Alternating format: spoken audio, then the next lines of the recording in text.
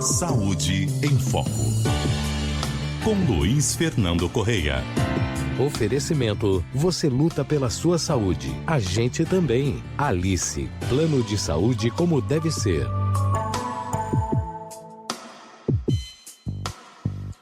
Muito bom dia, doutor Luiz Fernando Correia.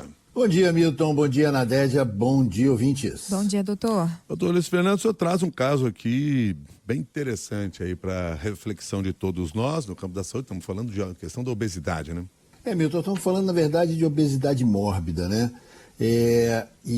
Enfim, o caso é o seguinte: o Luciano Borges Costa, que atendia pelo apelido de Bolão, um torcedor símbolo do Internacional, né, de Porto Alegre, e as torcidas até estão juntas, né? Coisa rara na sua terra aí, porque o Bolão faleceu na semana passada. Ele estava internado no Hospital Santa Luzia, em Capão da Canoa, mas desde o dia 25 de julho, mas ele pesava 380 quilos.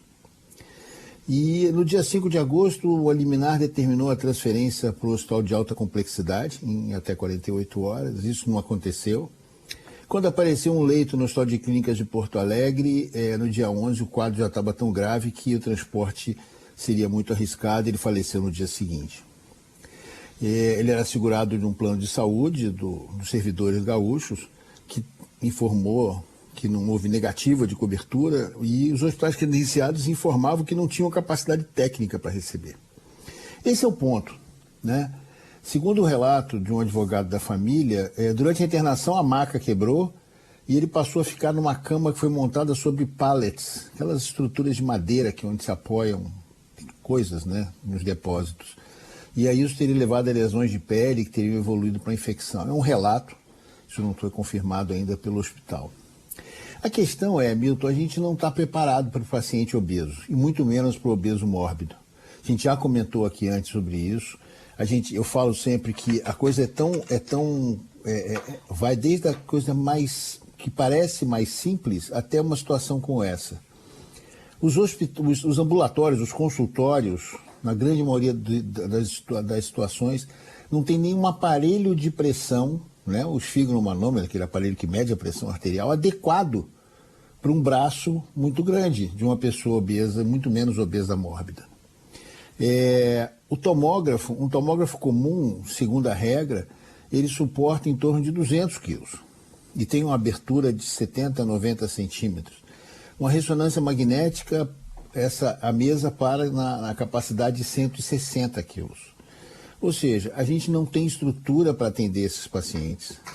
O Brasil, durante muito tempo, o Brasil e o mundo inteiro, na verdade, encarou a obesidade como uma falha de caráter, não era uma doença crônica, ainda bem que isso mudou, né? No ano passado, o Lancet, a comissão do Lancet Diabetes Endocrinology, teve uma definição endossada por mais de 75 entidades médicas e definiu a obesidade clínica, como a gente sempre fala aqui também, é uma doença crônica sistêmica com disfunção dos órgãos.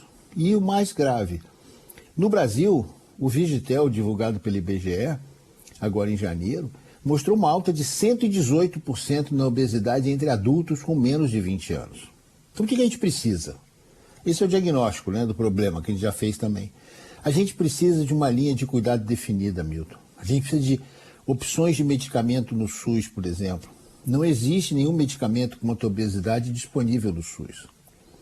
No ano passado, a Conitec, a Comissão Nacional de Incorporação Tecnológica, decidiu não incorporar a semaglutida e nem a liraglutida, que é um medicamento que já está no mercado há algumas décadas, por questões de impacto orçamentário.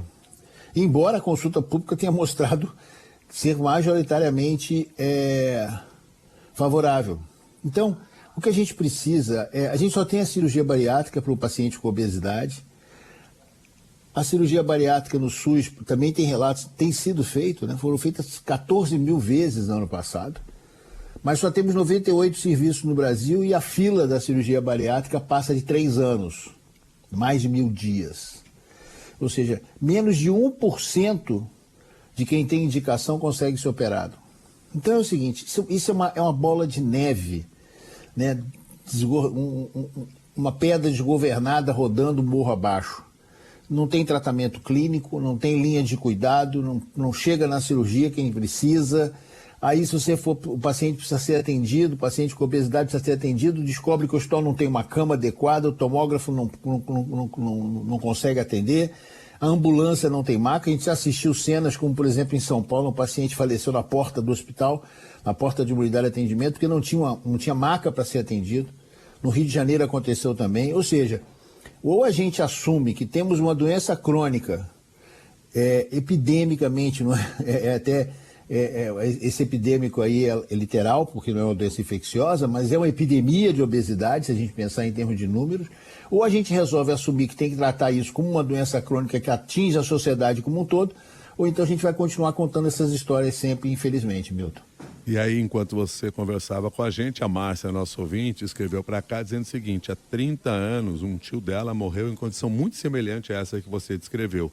E quando ela diz isso, é para chamar a atenção o seguinte: parece que não evoluímos ao longo dessas 3 décadas.